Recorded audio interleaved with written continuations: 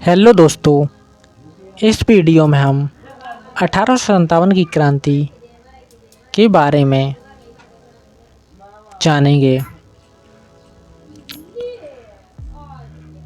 Question: 1857 ईस्वी की क्रांति का आरंभ किस सैनिक कारणों से हुआ है?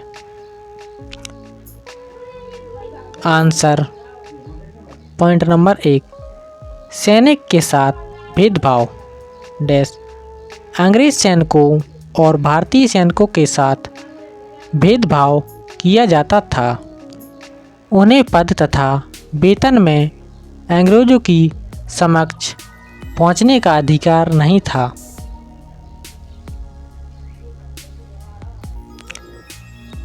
पॉइंट नंबर 2, समुद्र की यात्रा अनिवार्य करना dash general service enlistment act 1857 ईस्वी द्वारा भारतीय सैनिकों के लिए समुद्री यात्रा को अनिवार्य कर दिया गया, जिसे भारतीय धर्म विरुद्ध मानते थे।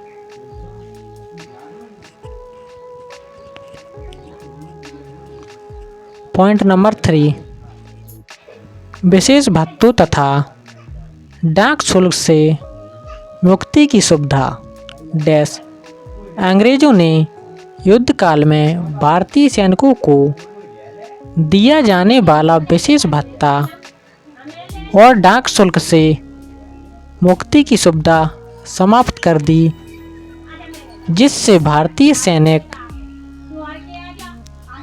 असंतुष्ट हो गए।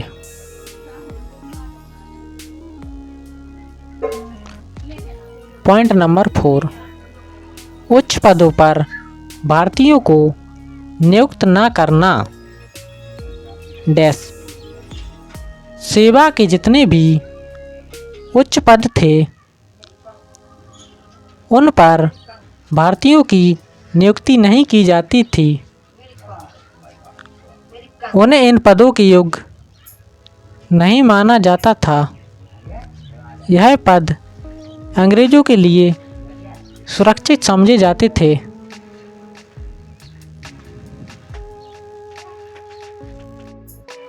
नेक्स्ट प्रश्न: 1857 ईस्वी के विद्रोह की प्रकृति समझाइए।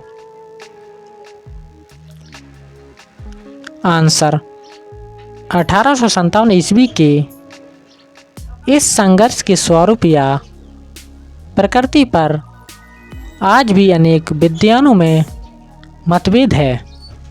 अधिकांश ब्रिटिश इतिहासकार इस एकमात्र सैनिक विप्लव ही मानते हैं। भारत की तत्कालीन सचिव अर्ल स्टेशनली ने 1857 की इस घटना को एक सैनिक विप्लव माना था। सर जॉन लॉरेंस ने कहा है कि यह एकमात्र सैनिक विप्लव था जिसका तत्कालीन कारण चर्बी वाले कारतूस था। दोस्तों, इस क्वेश्चन को बार बार पूछा जाता है। 1857 की क्रांति में तत्कालीन कारण क्या था? 1857 की तत्कालीन कारण चर्बी वाले कारतूस था। तो यह क्वेश्चन बार बार पूछा जाता है, इसे याद करना जरूरी है। जेम्स आउट, टर्मन हंटर और कूपलैंड ने इसे मुसलमान का षड्यंत्र कहा है। टीस ने इसे ईसाई धर्म के विरुद्ध धर्म युद्ध कहा है। राष्ट्रीयवादी इतिहासकार इसे प्रथम स्वतंत्रता संग्राम मानते हैं। इस मत के समर्थक हैं अशोक मेहता, डी बी सावरकर आदि। उनके अनुसार यह ब्रिटिश साम्राज्य के विरुद्ध एक राष्ट्रीय व्यापी प्रयास था जिसे जन समर्थन प्राप्त था, लेकिन यह एक विप्लव नहीं था। यदि यह एक विप्लव होता तो यह किसी एक वर्ग विशेष द्वारा किया गया होता। वर्ग विशेष का तात्पर्य कि यह एक वर्ग विशेष जाति, वर्ग विशेष कृषक समुदाय या वर्ग विशेष सैनिक टुकड़ी के द्वारा किया गया होता, तो हम इसे एकमात्र सैनिक विप्लव कह सकते थे। परंतु 1857 का यह संघर्ष किसी वर्ग विशेष द्वारा नहीं किया गया था, बल्कि यह सम्मिलित रूप से किया गया था,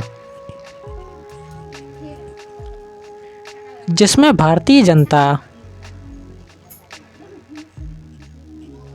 कृषक शासन तथा सैनिकों ने सम्मिलित रूप से भाग लिया था। इसीलिए यह एक विप्लव नहीं था, अपितु राष्ट्रीय भावना से प्रेरित होकर किया गया एक राष्ट्रीय जन आंदोलन था। अतः विद्रोह के स्वरूप के बारे में निश्चित रूप से कुछ नहीं कहा जा सकता। सामान्यतः इसे प्रथम स्वतंत्रता संग्राम कहा जाता है।